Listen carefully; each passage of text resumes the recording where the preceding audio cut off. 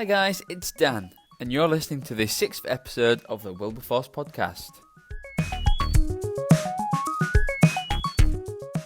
It's been quite a few weeks, actually, since the last podcast was released, and in that time I hope you've all been keeping safe and well, and keeping to the 2-metre distance rule and whatnot.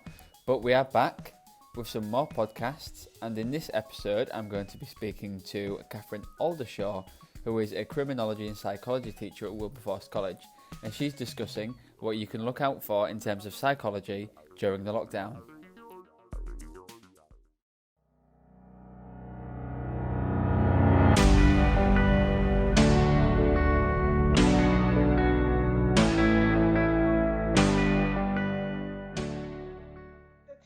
Are there on Teams like all day, every day, as there would be in a normal work day, so they can always contact them through chat, so we are always here for them. For our second year students, we are kind of pointing them in the direction of doing online MOOCs related to the subjects that they'll be doing at university, and we've had lots of them emailing us their certificates that they've had from these and telling us how they're doing, so it's great sharing all that sort of thing. We've also got some pages on Teams with like extra reading, extracurricular stuff that they can be doing. So the course, doesn't cover all aspects of psychology, and there's loads of other kind of bits of psychology they could be looking at, particularly during this time, which is quite an unusual time. There's loads of things online that you can look at in terms of lockdown and the effects of that.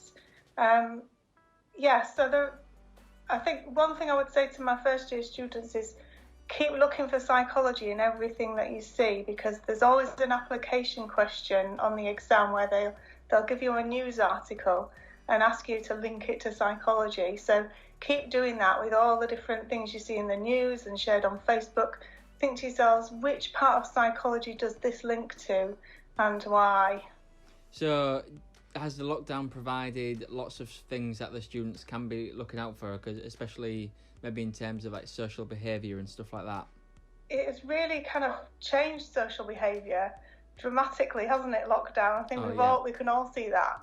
I think some of the terms like social distancing can be quite, I don't know, sometimes it's nice to think of it as physical distancing rather than social distancing, because social distancing kind of feels more isolating than physical distancing. So there's kind of the terms that the government are using, the way the government are using psychology might be quite an interesting thing to think about. If you go on the British Psychological Society website, there's lots and lots of articles about coronavirus, the impacts of lockdown on kind of mental health, but also the positive impacts it can have, like bringing communities together, the positive impacts of volunteering, kind of doing things for other people is good for your own mental well-being as well as being good for other people as well. So there's loads of research, and also on kind of video conferencing and video calling, and how that's very different than actual face-to-face interaction, because you can't look somebody in the eye properly when you're on a video call, and you can't pick up on some of the more subtle cues. So that can actually be more of a cognitive load. It kind of uses more processing in our brain to do things online rather than do things face to face. So there's some research into that as well, which I find really interesting.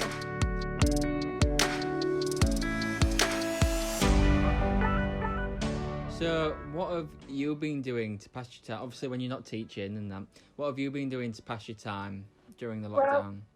It's been really important for me to get outside, find some green space. I take my dog out. I've got a dog, so she needs walking. Go out, do some exercise. I've also been doing Joe Wicks with my youngest son.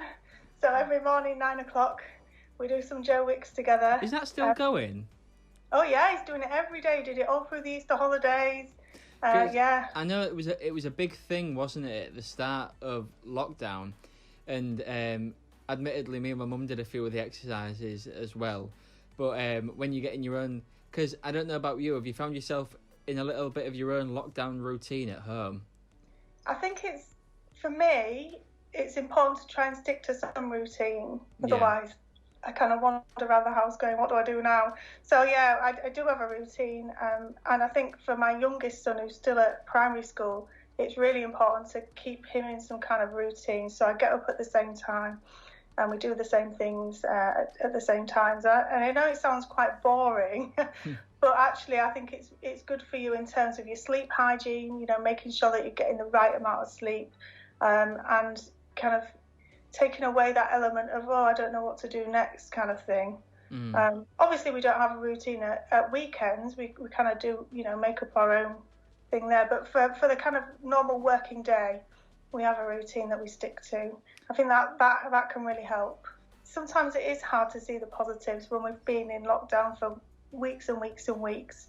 But like I said earlier, there are things, the kind of sense of community that people are feeling now. I don't know about everybody, but I'm certainly getting to know my neighbours a little bit more because I'm walking around like in my neighbourhood more than I would normally do. And kind of, very socially distant conversations, short ones there.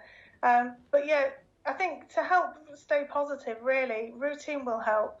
Exercise will definitely help.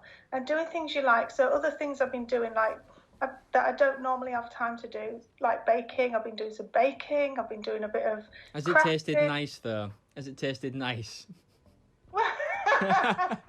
Well, of course it did. Because I've been the same. My thing at the beginning, after about a week into it, there was some bananas going off, and I thought, do you know what? Everyone's doing it. I'm going to try making some banana bread. Yeah, good choice. And let's just say I'm glad that it's my mum that's the baker and my brother's the chef rather than me. Because did it not go well? No. It started off, I'm making hand gestures here, but it's a podcast, no one can see it. But the first one, it rose quite well. And I thought it rose quite well until I took it out of the tin. I didn't let it cool down long enough. So as soon as I took it out of the tin, it just collapsed in the middle. Oh dear. And it was more like banana crumble than a banana bread loaf. I think, we could use this as an opportunity for doing things we wouldn't normally do, or trying things we wouldn't normally do, like maybe even like an instrument, if you've got access to anything like that, or I don't know, have a go at doing some writing or some drawing. Even if you don't think you're very good at it, it's not about being good at it. It's about just enjoying the experience of doing it, I think.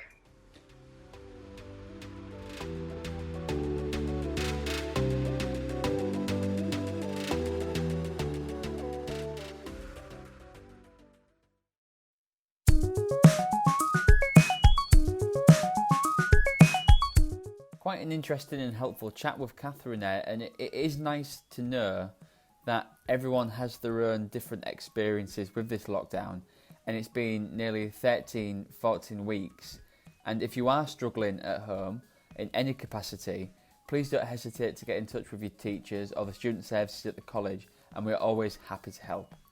Thanks for listening, and stay tuned for the next episode coming soon.